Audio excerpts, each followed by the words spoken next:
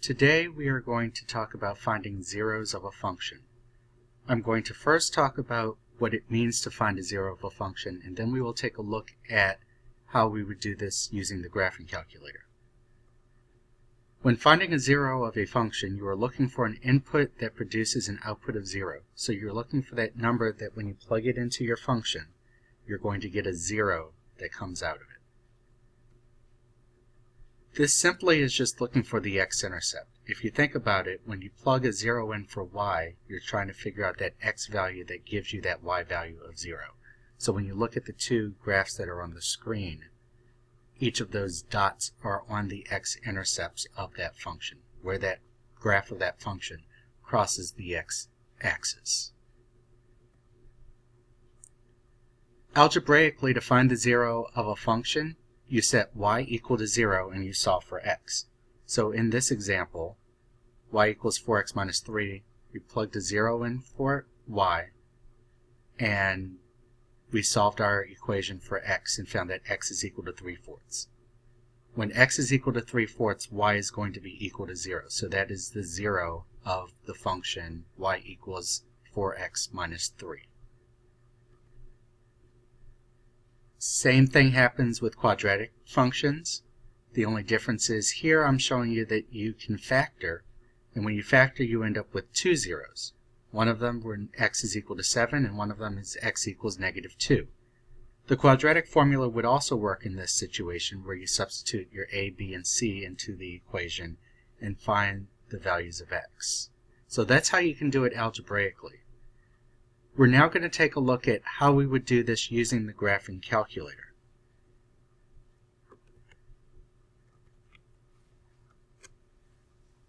The graphing calculator that I'm going to be using is the TI-84, but the TI-83 also works in this situation. First thing you need to do is go to the y equals, and you will type in the equation or the function that you'll be looking for the 0. This time we're looking at the 2x plus 3. And I want to take a look at the graph in just a standard window, so I'm going to hit zoom and then option 6, which is standard. And I see that my line crosses the x-axis in one location, and I want to find out what is the exact value of that x-intercept. In order to do that, I'm looking for the 0. To get there on the graphing calculator, I hit the second button and then the trace button to get to calculate, and I want option 2, which is 0. The calculator is now going to ask me 3 questions. It's going to ask for left bound, right bound, and guess. On left bound, I'm looking at my graph, the graph of my line or my parabola if I'm looking at a quadratic, and moving along my graph, I want the cursor to be on the left side of the x-axis. In this case, the left side of the x-axis is below the x-axis. So you use your left and right arrow keys to get that cursor below the x-axis. It may take some hits before you get down there. Then you hit enter, and the calculator will now ask for right bound. So again, along my graph, the graph of my line, I want my cursor to be to the right of the x-axis. In this case, that means it needs to be above. So I use the right arrow until I get my cursor above the x-axis. I hit enter, and now I'm going to tell the calculator to take a guess to figure out what that actual x value is. And it tells me right here that x is equal to -1.5. So that is the 0 of the function y equals 2x plus 3. To take a look at my next function, I go back to the y equals, clear out what's there, and I type in my next function, x squared plus 6x plus 8, and I can hit graph. I didn't mess with my window, so it should appear fully on my graph, and I see that there are 2 x-intercepts on this graph. I go to second, trace to get to calculate, and I want option 2, my 0. This time along this parabola to find this x-intercept, this 0 right here that my cursor is over, I want the left bound along my graph to actually be above the x-axis. So I use the right arrow key until I get this cursor above the x-axis, because when I look at my graph, the picture of my graph, the left bound is above the x-axis. I hit enter. Right bound this time along my graph is below the x-axis. Hit enter again, and now say I want to take a guess, and I see that the 0 is x equals -4.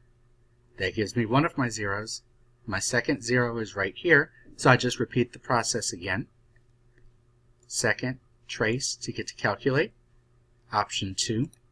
This time along my graph to find the left bound of this 0, my cursor is going to be below the x-axis. Just went too far. Hit enter.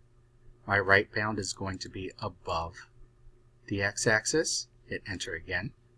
Take a guess. And my 0 is at x equals -2. So this function, x squared plus 6x plus 8, has two zeros, one at -4 and one at -2. Our last function that we're going to look at is x squared minus 10x minus 24. I know this should be a parabola, but I only see one x-intercept on this graph. So in order to see the other x-intercept, I need to expand my window.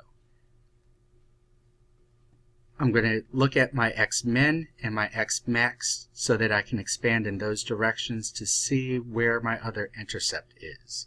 So if you go to Window, you can change your x-min and your x-max. I think that the graph is actually going to be higher than 10. So if I go down to x-max, and let's type in 15 and see what happens when we go to the graph. And we see that now we have our two zeros, our two x-intercepts. And I follow the same steps as before, going to second, trace to the calculate. And by doing that, I will find that my zeros are at -2 and 10.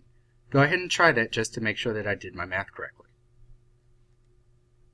And that is how we find the zeros of a function by using the graphing calculator.